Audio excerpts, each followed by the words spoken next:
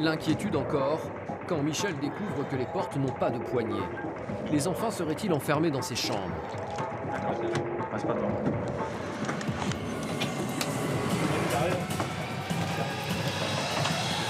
Un lieu sans lequel rien ne serait possible.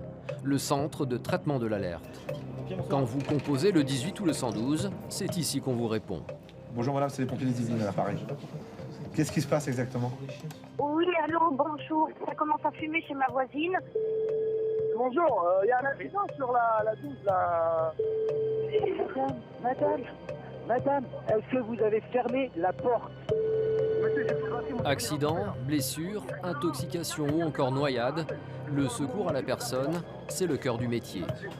En quelques minutes, ces pompiers chevronnés sont capables d'envoyer les secours adaptés à chaque situation. 700 appels transitent ici chaque jour. Des urgences bien sûr, mais aussi des canulars et des personnes qui tentent de profiter des services de secours. Comme ici, cette femme qui ne veut pas payer un serrurier et préfère appeler les pompiers. Et alors, s'il n'y a pas d'aliments sur le feu, nous ressortirons par la fenêtre, madame. Il faudra quand même faire intervenir le serrurier. Et on déposera plainte. Alors là, ce qui passe, beaucoup de gens claquent leurs portes et nous appellent en nous disant qu'il y a un risque à l'intérieur pour qu'on vienne faire l'ouverture de porte. Les ouvertures de porte, à partir du moment où il n'y a pas de risque, c'est pas notre mission. C'est la mission d'un serrurier, c'est son boulot. Donc nous, on n'intervient pas. Les gens, et des fois, insistent, mentent. Vous avez appelé votre serrurier il y a combien de temps? En insistant, en nous disant, si, il y a vraiment quelque chose qui craint, il y a des aliments sur le feu, ça risque de prendre feu, j'ai mon enfant enfermé à l'intérieur.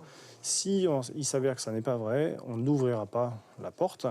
Et en plus, on déposera plainte auprès des services de police pour appel abusif de secours. Donc au départ, on était parti sur les aliments sur le feu. Au final, en questionnant et en informant les gens qu'il y aura un dépôt de plainte à l'issue, bizarrement, il n'y a plus d'aliments sur le feu. Chaque année, les pompiers déposent de nombreuses plaintes pour appel abusif. Et ne croyez pas qu'en appelant en numéro masqué, vous ne serez pas identifié. Les appels sont toujours retracés. C'est en plus une blague qui peut coûter cher, jusqu'à 7 500 € d'amende et 6 mois de prison. Les pompiers ne viendront donc pas ouvrir votre porte si vous avez perdu vos clés. En revanche, s'il y a urgence, ils entreront chez vous par tous les moyens. C'est le cas pour cette mission. Les pompiers sont appelés pour un feu sur la terrasse d'un appartement situé à quelques mètres à peine de la caserne. Donc on part pour un feu d'immeuble d'habitation, un début de feu sur un balcon de divers matériaux. Ce sont les voisins qui ont appelé. Michel n'a pas plus d'informations. 4 véhicules sont mobilisés, dont le camion échelle. Pas de flammes visibles, pourtant Michel est inquiet en écoutant le COS, le commandant des opérations de On a une secours. grande terrasse, plein d'ordures. Et c'est une partie des ordures qui brûlaient, c'est les voisins du dessus qui ont balancé des bassines pour éteindre.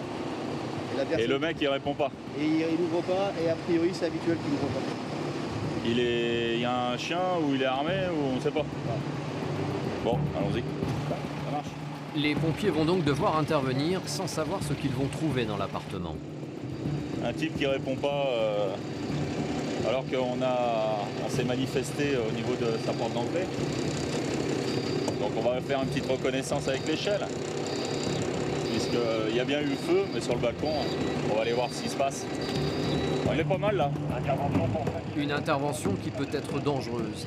Michel sait qu'il doit être attentif. Ok. Allez, vamos. Ah oui, en effet. Ce que Michel découvre est à peine croyable. J'avoue que soit ils ont fait une grosse fête la veille. Non mais là, non, franchement, pour tout vous dire, c'est la première fois que je vois ça. Ça dénote quoi ça souvent? J'imagine le pire à l'intérieur de l'appart, quoi. Et il n'est pas au bout de ses surprises. Première mission, empêcher le feu de reprendre. Attention pour envoyer la commande. Hop là. Parce que je vais avoir besoin d'un peu d'eau, quoi, histoire de parfaire l'extinction. Chose qui a été déjà faite par les voisins du dessus. Ils ont lancé de l'eau à l'aide de seaux. Ça, c'est des gens qui souvent vivent seuls, qui se retrouvent dans une situation telle qui fait que déjà ils voient plus grand monde, ils sont démunis complètement. Les pompiers restés au sol ont recueilli les premières informations. Le locataire est une femme qui ne sort quasiment pas de chez elle. C'est une personne qui a des petits problèmes psychologiques, elle est connue pour ça. Forcément. Prochaine étape, c'est de rentrer. Alors on va accéder ici là. Oh. Les pompiers en sont certains, quelqu'un se trouve à l'intérieur. Ce que Michel va découvrir est plutôt surprenant. Tout à l'heure, j'ai beau taper. Celle-ci se manifeste pas. Hé!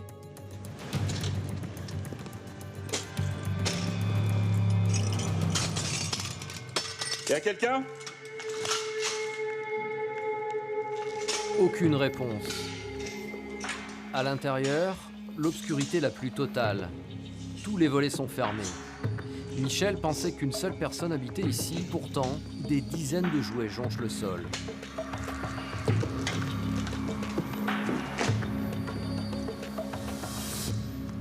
Bonsoir. Ou bonjour. Bah alors, qu'est-ce qui vous arrive?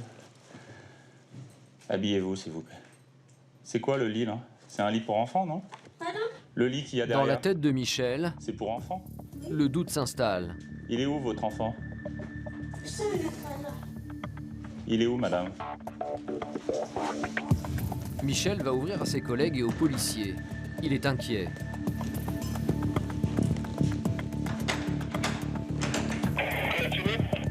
Yes, c'est bon, vous pouvez accéder, là. Je suis rentré dans l'appartement, j'ai pris contact avec la personne. Il y aurait des enfants, mais apparemment... Vivant dans cet appartement...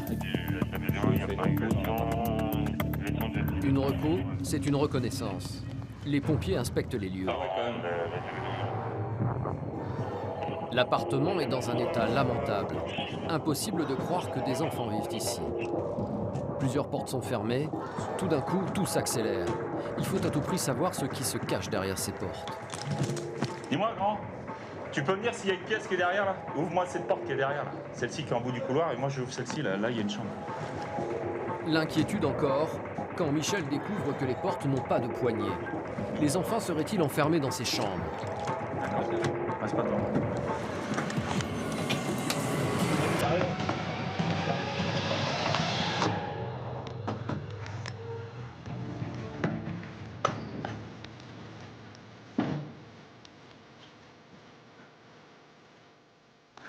Ok, on fait une reco, Manu, entièrement? Ouais. S'il te plaît, ainsi que sous les lits.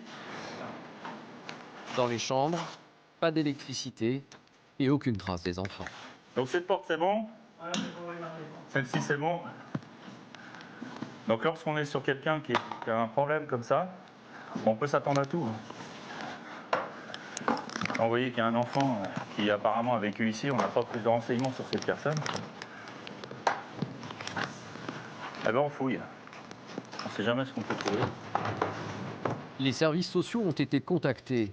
Pendant qu'ils recherchent le dossier de la locataire, les policiers tentent d'obtenir des réponses. Ces enfants vivent-ils encore avec elle? Pourquoi possède-t-elle autant de lits de bébés? La femme est incapable d'apporter des réponses claires. Les policiers continuent de l'interroger.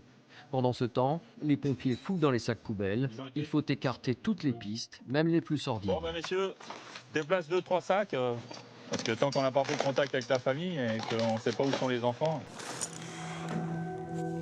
Soulagement, les services sociaux confirment. Les enfants sont placés en famille d'accueil depuis 3 ans. Ce qui m'étonne, c'est d'avoir un lit avec des draps qui ont l'air assez récents. 5 enfants quand même, donc oui, forcément, les enfants ont été pris en charge et tant mieux, ça fait longtemps. Et maintenant, ils vont faire quelque chose pour elles, quoi. Parce que là, c'est pitoyable. Voilà.